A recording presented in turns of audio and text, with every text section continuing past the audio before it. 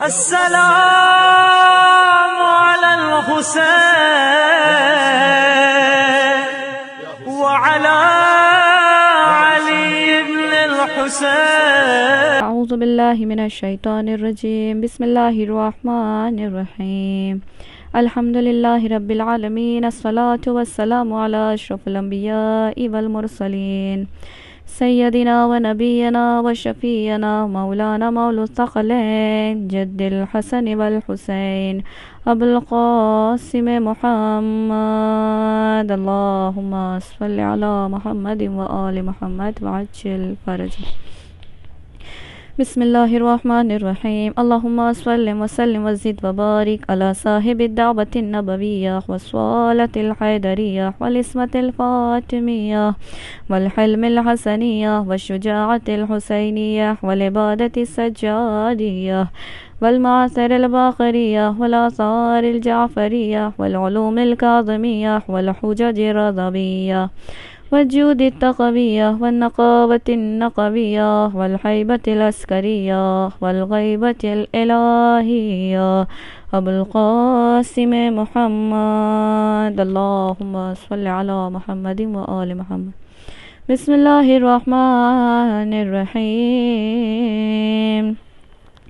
اللہم کل ولیک الحجۃ ابن الحسن صلواتک علیہ وعلی آبائہ فی هذه الساعة وفی کل ساعة ولیا وحافظا وقائدا وناصرا ودلیلا وعینا حتی تسکنہ ارضک طوعا وتمتعہ فیہا طویلا. اللہم صل علی محمد و آل محمد وعجل فرجہم. وما خلقت الجن والانس الا لیعبدون. صدق اللہ العلی العظیم. معزز سامعین، عزیزان گرامی، آج سلسلہ مجلس کی تیسری مجلس ہے کہ وہ خدا جو بڑا رحمان ہے، بڑا رحیم ہے. مسلسل 2 دن سے گفتگو ہو رہی ہے کہ حسینی طرز زندگی عنوان یہ ہے گفتگو کا کہ اگر دیکھا جائے تو اللہ رب العزت نے اپنے بندوں کو اپنی عبادت کے لیے خلق کیا ہے، اور عبادتوں میں سے سب سے بہترین عبادت غم حسین میں آنسو بہانا ہے. لیکن یہ آنسو بہانا، یہ غم حسین منانا، یہ فرش حسین منعقد کرنا، یہ مجالس کو برپا کرنا، یہ ہمیں اور آپ کو کب فائدہ دے گا؟ جب ہم ذات حسین کے ساتھ ساتھ بات بھی مانیں، یعنی حسین کی ذات کو ماننے کے ساتھ ساتھ حسین کی بات کو بھی مانیں. اب اس کے لیے ہمیں کیا کرنا ہے؟ انسان کو اپنے آپ کو تبدیل کرنا، اپنے اندر چینجنگ پیدا کرنی ہے. کیسے؟ ہم مجلس حسین میں آتے ہیں، گریہ کرتے ہیں، خوب آنسو بہاتے ہیں اور خوب تڑپ تڑپ کے بلک بلک کے روتے ہیں، لیکن ہم گھر جا کر اپنے ماں باپ کے ساتھ بدتمیزی کرتے ہیں. مجلس حسین میں آتے ہیں، آنسو بہاتے ہیں، خوب گریہ کرتے ہیں، اور گھر جا کر اپنے گھر والوں سے بدسلوکی کرتے ہیں. مجلس حسین میں آتے ہیں، آنسو بہاتے ہیں، خوب مولا کی ذات پر غم کرتے ہیں، اور پھر دوسروں کی غیبتیں کرتے ہیں. مجلس حسین میں آتے ہیں، آنسو بہاتے ہیں، جی تڑپ تڑپ کے مولا حسین پر گریہ کرتا ہے، لیکن پھر ہم جب کسی 4 لوگوں کے درمیان جا کے بیٹھتے ہیں تو پھر یہاں کی اور وہاں کی اور پھر وہاں کی باتیں بھی شروع کر دی جاتی ہے. حسینی طرز زندگی کیسی ہوگی کہ انسان کی روح، اس کے ضمیر تک حسین کی ذات، حسین کی معرفت پیوست ہو جائے، اور جب یہ محبت کا چراغ اس کے دلوں کو اجاگر کر دے گا، اس کے دلوں کو روشن کر دے گا، تو پھر اسے اس بات سے فرق نہیں پڑتا کہ دنیا والے اس کی ذات سے راضی ہے یا نہیں ہے. اسے اگر اس بات سے فرق پڑے گا کہ میرا آقا مجھ سے خوش ہے یا نہیں. مجلس حسین میں آنے کے بعد حسین کی ذات پر آنسو بہانا، گریہ کرنا، غم کرنا، یہ کمال کی بات نہیں ہے. انسان کے لیے کمال تو اس وقت ہوگا جب وہ حسین کے فرش سے اٹھ جائے، اور اٹھنے کے بعد جب وہ اپنے گھروں کو جائے تو ایسا کردار، ایسا رول ادا کرے کہ رہتی دنیا میں اسے یہ کہا جائے کہ حقیقی معنوں میں ایک حقیقی حسینی ایسا ہوتا ہے. لیکن یہ ہمارے مزاج میں بات بس گئی ہے کہ فقط فرش حسین تک حسین یا حسین، حسین یا حسین ہوتا ہے. اور جب ہم کسی عزیز سے، کسی اقارب سے، کسی دوست سے، کسی قریبی رشتہ دار سے ملاقات کرتے ہیں تو پھر وہ انداز، وہ بیان، وہ طرز گفتگو ہمارا کہیں اور گم ہو جاتا ہے. پھر اگر ہمیں کچھ یاد رہتا ہے تو بس یہی یاد رہتا ہے کہ بتائیں فلانی کے کیا حال ہیں، اور بتائیں ان کے گھر میں کیا خیر خوبی ہے. تو پھر انسان حال چال دیکھیں. اسلام کیا ہے؟ اسلام ایک ایسا دین ہے کہ جس میں اللہ سبحانہ و تعالیٰ نے اپنے بندوں کے لیے بہت زیادہ آسانیاں فراہم کی ہیں. یعنی اگر ایک انسان چھوٹے چھوٹے اعمال کو بھی انجام دے رہا ہے، چھوٹی چھوٹی نیکیوں کو بھی کر رہا ہے، تو اس کے لیے ان تمام چیزوں میں اللہ رب العزت نے ثواب رکھا ہوا ہے. آپ دیکھیں کہ ایک حسینی زندگی گزارنے والوں کو کیا کرنا ہے، اسلام نے کیسا ماحول بنا کے رکھا ہے. آپ دیکھیں، آپ تاریخ کا جائزہ لیں، کسی سے انسان مسکرا کے گفتگو بھی کر دے تو اللہ سبحانہ و تعالیٰ نے اس میں بھی ثواب رکھا ہے. اگر کوئی بوڑھا شخص ہے، کوئی خاتون ہے یا کوئی ضعیفہ ہے جو روڈ کے اس پار جانا چاہتی ہے، اگر ہم نے ان کو تھوڑا سا سہارا دے دیا، تھوڑا سا سپورٹ کر دیا ان کو روڈ کراس کروانے میں، تو اس میں بھی اللہ سبحانہ و تعالیٰ نے ہمارے اور آپ کے لیے ثواب رکھا ہے. اگر روڈ پر ایک پتھر پڑا ہوا ہے، اس پتھر کو بھی ہٹا کے ہم نے سائیڈ میں کر دیا، کنارے میں کر دیا، تاکہ اس پتھر کی وجہ سے دوسرے محفوظ رہیں، دوسروں کو اذیت نہ پہنچے، تو یہ پتھر کا ہمارا ایک جگہ سے دوسری جگہ پہ اٹھا کے رکھنا بھی ثواب شمار کیا جائے گا. کیوں؟ کیونکہ ہم نے اس کام کو فقط اس لیے انجام دیا ہے تاکہ دوسرے اس پتھر سے محفوظ ہو جائیں. تو اسلام بڑا آسان دین ہے، بڑا ایزی ہے، اس میں کوئی سختی نہیں ہے، اسٹرکٹ نہیں ہے یہ ہمارے لیے. سلولی انسان اگر دھیرے دھیرے اگر انسان ذات حسین کو سمجھنا چاہتا ہے، اپنے اندر حسینیت کا جذبہ پیدا کرنا چاہتا ہے، تو اس کے لیے ضروری یہ ہے کہ فرش حسین پہ بیٹھے تب بھی حسینی رہے، اپنے گھر میں جائے تب بھی حسینی رہے. ہم کسی سے گفتگو کرتے ہیں، حال چال دریافت کرتے ہیں اور کہتے ہیں بتائیں آپ فلانی کی کیا حال ہے اور ان کی کیسی طبیعت ہے، ان کے گھر میں ایسا ماحول تھا، ان کے گھر میں یہ پرابلم تھی، فلانی کا یہ ہوا، فلانی کا یہ ہوا. یعنی انسان کسی سے گفتگو، جیسا کہ میں نے عرض کیا کہ اسلام میں بڑی سہولتیں ہیں، بڑی آسانیاں ہیں کہ اگر کوئی انسان کسی سے مسکرا کے بھی باتیں کرتا ہے تو اللہ نے اس میں بھی اس کے لیے ثواب رکھا ہے. مسکرا کے بات کرنے میں بھی اللہ نے ثواب رکھا ہے.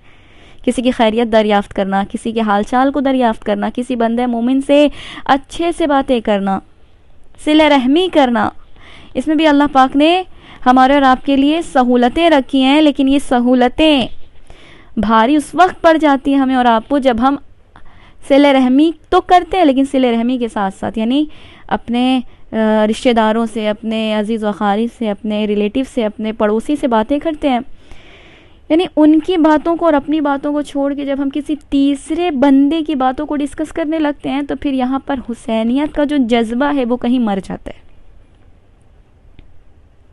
حسینیت کا جو جذبہ ہے یا حسینیت کا جو کردار ہے وہ کہیں دفن ہو جاتا ہے، کیونکہ پھر ہمیں وہ باتیں اچھی لگنے لگتی ہیں جسے حسین نے منع کیا ہے، پھر ہمیں وہ باتیں پسند آنے لگتی ہیں جسے حسین نے انجام دینے کے لیے منع کیا ہے. پھر ہمیں وہ باتیں بڑی خوبصورت لگنے لگتی ہیں جسے مولا حسین نے کرنے سے روکا ہے، کہ ہم اس لہجے میں جب کسی تیسرے بندے کے بارے میں ڈسکس کرنے لگتے ہیں کسی دوسرے سے، تو پھر ہمیں یہ ایسا تجسس ہمارے دل میں پیدا ہوتا ہے، اور بتاؤ ان کے حال کیا ہیں، اور ان کے پاس تو یہ بھی تھا، ان کے بارے میں یہ بھی ہم نے سنا ہے. یعنی پھر باتیں کرتے کرتے انسان کب غیبت کے دائرے میں گھس جاتا ہے اور داخل ہو جاتا ہے، پھر اسے احساس بھی نہیں ہوتا ہے. خود خدا قرآن مجید میں ارشاد فرماتا ہے کہ اگر کسی بندے نے کسی مومن کی غیبت کی ہے تو گویا اس نے اپنے سگے بھائی کا، اپنے مرے ہوئے بھائی کا گوشت کھایا ہے. غیبت اللہ سبحانہ و تعالیٰ کی نظر میں اتنی ناپسندیدہ ہے، اور یقیناً جو شے خدا کی بارگاہ میں ناپسندیدہ ہے وہ یقیناً ذات حسین کے نزدیک بھی بہت ناپسندیدہ ہے. اور یہ کیسے ہو سکتا ہے کہ وہ چیز جو ذات حسین کو پسند نہیں ہے، اس کا ماننے والا اسی چیز کو بڑے خوشی خوشی انجام دے. ہم کہتے ہیں نا مولا ہم آپ کے ماننے والے ہیں بھائی، آپ سے محبت کا دم بھرتے ہیں، آپ سے مودت کا دم بھرتے ہیں، آپ کے بغیر ہماری سانسیں لینا حرام ہے. یقیناً یہ محبت، یہ مودت، یہ جذبہ، یہ ولایت، یہ معرفت اس وقت تک کامل نہیں ہو سکتی ہے جب تک کہ انسان اپنے مزاج میں حسینیت کا کردار، حسینیت کا رول ادا نہ کرے. کہنے کو تو بہت کچھ ہے، لیکن پریکٹیکلی لائف میں ادا کرنے میں انسان حقیقت میں اس کے سامنے بہت ساری چیزیں آشکار ہو جاتی ہیں، اور سمجھ میں آتا ہے کہ یقینی اور حقیقی معنوں میں کون میرا ہے اور کون اس کا ہے. اس لیے کہا جاتا ہے کہ کربلا کے میدان میں مولا نے بڑی بڑی قربانیاں پیش کی ہیں، سب کچھ قربان کر دیا ہے تاکہ یہ دنیا، یہ محمد عربی کی جو امت ہے وہ اطمینان اور سکون میں رہے، تاکہ اس کی اصلاح ہو سکے. امام نے ہماری اور آپ کی اصلاح کے خاطر سب کچھ قربان کر دیا. اب ہمارا یہ کردار ہونا چاہیے کہ رہتی دنیا تک، جب تک ہماری اور آپ کی سانسوں میں سانسیں باقی ہیں، ایسا کوئی کام ہمارے ذات سے نہیں ہونا ہے جس سے مولا حسین کی ذات کو اذیت پہنچے. کنیزان زہرا، کون حسین؟ یہ وہی حسین ہے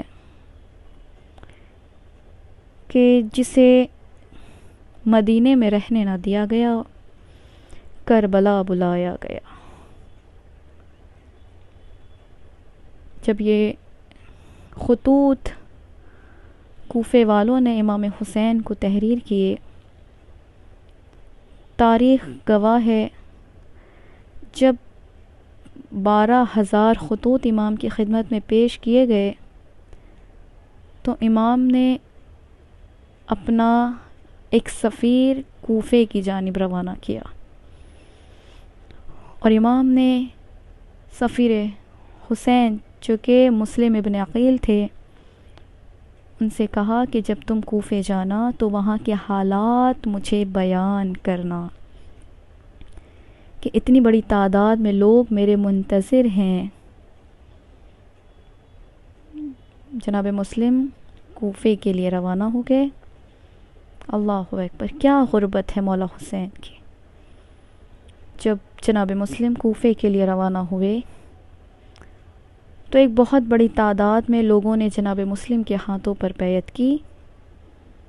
تاریخ بتاتی ہے کہ 16,000 کی تعداد نے جناب مسلم کے ہاتھوں پر بیعت کی، اور تمام لوگوں نے یہ عہد کیا کہ ہم امام حسین کی ذات کے منتظر ہیں کہ امام کب کوفہ آئیں گے اور کوفہ آنے کے بعد ہماری رہنمائی فرمائیں گے. جب جناب مسلم نے دیکھا کہ تمام لوگ امام حسین کے دل و جان سے منتظر ہیں اور اتنی بڑی تعداد نے میرے ہاتھوں پر بیعت کر لی ہے، تو جناب مسلم نے ایک خط امام حسین کے نام تحریر کیا. جب ایک خط امام حسین کے نام تحریر کیا اور اس خط میں لکھا، آقا کوفے کے لوگ دل و جان سے آپ کے منتظر ہیں، آپ کوفے کی جانب سفر رواں کریں. اللہ اکبر. بس تاریخ بتاتی ہے کہ جب اس بات کا پتہ ابن زیاد کو چلا تو ابن زیاد نے سخت پہرا لگایا اور یہ تشدد جاری کر دیا کہ جس کسی نے بھی مسلم کے ساتھ ہم رکاب ہو کر قیام کرنے کا ارادہ کیا تو اس کے سر کو تلوار سے اڑا دیا جائے گا۔ کنیزان زہرا، تاریخ بتاتی ہے کہ جناب مسلم نے نماز مغربین پڑھانے کے لیے مسجد کوفہ میں نماز سے جماعت ادا کی۔ نماز مغرب ختم ہوئی تھی۔ مغرب کی نماز ادا کرنے کے بعد جب جناب مسلم نے پیچھے پلٹ کے دیکھا تو غربت کا یہ عالم تھا کہ کوئی جناب مسلم کے ساتھ نظر نہیں آیا۔ جناب مسلم کو تنہا رہ گئے۔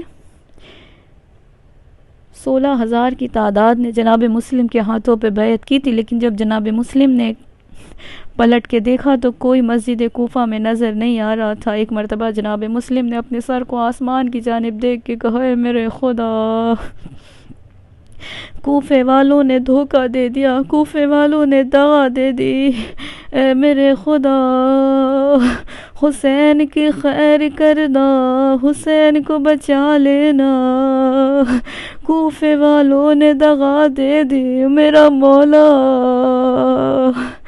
کوفے کی جانب روانہ ہو چکا ہوں، میرا مولا سفر میں ہے۔ جناب مسلم کوفے کی گلیوں میں یہ کو تنہا، کبھی اس گلی میں کبھی اس گلی میں۔ ہائے غربت مسلم یہ تھی کہ کوئی پوچھنے والا نہیں تھا، اے مسلم تم نے کھانا کھایا یا نہیں، اے مسلم تم نے پانی پیا یا نہیں۔ کنیزان زہرا، ایک مرتبہ مسلم چلتے چلتے ایک ضعیفہ کے دروازے پہ آ کے بیٹھ گئے۔ جب اس خاتون نے دروازہ کھولا تڑپ کے کہنے لگی، اے بندے خدا، تمہیں معلوم نہیں ہے کوفے کے حالات خراب ہیں، اپنے گھر کو چلے جاؤ۔ جب گھر کا نام آیا مسلم نے تڑپ کے کہا، اے بی بی، گھر وہ جائے جس کا کوئی گھر ہو، میرا کوئی گھر نہیں۔ اس خاتون نے پوچھا، اے بندے خدا، آپ کہاں کے رہنے والے، آپ کا نام کیا ہے؟ مسلم نے تڑپ کے کہا، میں سفیر حسین ابن علی، میرا نام مسلم ابن عقیل، میں مدینے کا رہنے والا ہوں۔ بس اتنا سننا تھا۔ اس خاتون نے اپنے دروازے کو کھول کے کہا، آقا مجھے معاف کر دیجئے، آپ میرے گھر میں آرام کیجئے۔ ایک مرتبہ مسلم اس خاتون کے گھر میں داخل ہو گئے۔